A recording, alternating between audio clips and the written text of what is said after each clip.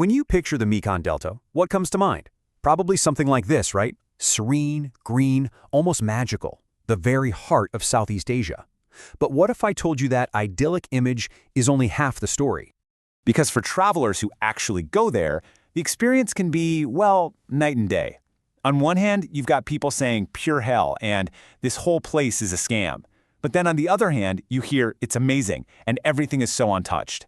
And these aren't just made-up examples, these are real quotes from real people visiting the exact same region. How is that possible? Yeah, it's a pretty jarring contrast, isn't it? So how can one single place be both a polluted tourist trap and a pristine paradise? Which one is the real Mekong Delta? Well, let's dive in and try to figure this out. All right, first up, let's talk about the experience so many people have. You know, the one that's shaped by those perfect, dreamy social media photos. But the reality? Well, it turns out to be something very, very different. So let's follow one traveler, a guy named Paddy Doyle. He was picturing these luscious green swamps, exactly what he saw online. But what he got was, well, he got flagged down for a tour that quickly spiraled into a complete nightmare. And check this out. This is what his reality actually looked like. Instead of that peaceful nature he was promised, he got deafeningly loud boat engines. Instead of some quiet solitude, he was surrounded by thousands of other tourists at 5 in the morning. And those pristine waters? Nope. They were crowded, polluted industrial canals.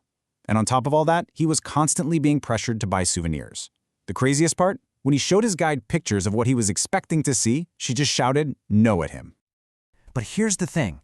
That's not the only story out there. Not even close. So now, let's flip the script and see the completely different picture that comes into view when a traveler just steps a little bit off that main trail. Okay, so now we meet another traveler. This person is just exploring a small town by bicycle, taking their time. And their experience? It couldn't be more different. Listen to this. In 6 whole months, they've only seen 3 other Western tourists. 3! They basically found a place almost completely untouched by the chaos of that tourist trail we just saw.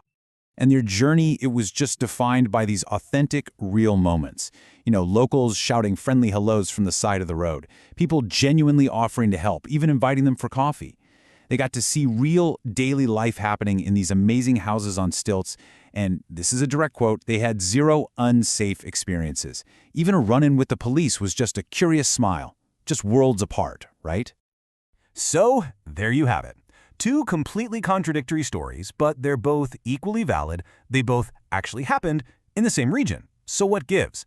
The key to understanding this whole paradox, it turns out, isn't really about the tourists at all. It's about the river itself. All right, to really get to the bottom of this, we need to zoom way, way out. We have to understand the true character and, honestly, the massive scale of the Mekong. And the first clue is just its sheer size. We're talking 4,350 kilometers. That makes it the 12th longest river in the world. The Mekong isn't some single spot you can pin on a map. It's this vast, sprawling system that flows through 6 different countries.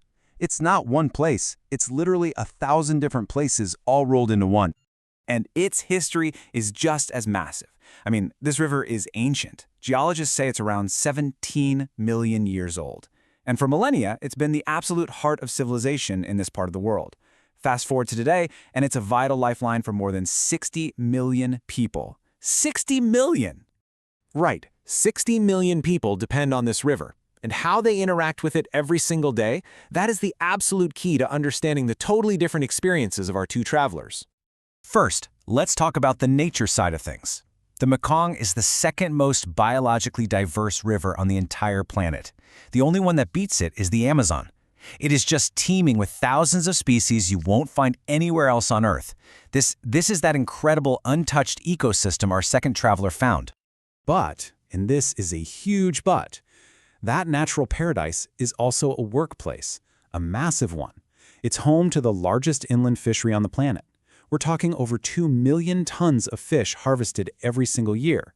It provides food, jobs, and just plain economic survival for millions and millions of people. And right there, that's the connection. Remember that dirty, polluted river our first traveler, Paddy, saw? Well, that is the very same engine of industry that sustains the entire region. The noise, the boats, the factories, that's literally the sound of the river at work. It's the sound of people making a living. So you see, both realities are totally true. They're just two different faces of the exact same really complex ecosystem. One is that busy industrial economic artery, and that's where mainstream tourism often lands. But the other, that's the quiet lifeblood of the villages and the local culture that exists just a little ways down the road, or maybe just around the next river bend. And that leaves us with this final thought. A destination isn't just a perfect photo you see on Instagram.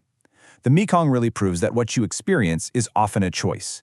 So the real question isn't which face of the river is the real one, it's what will you choose to look for?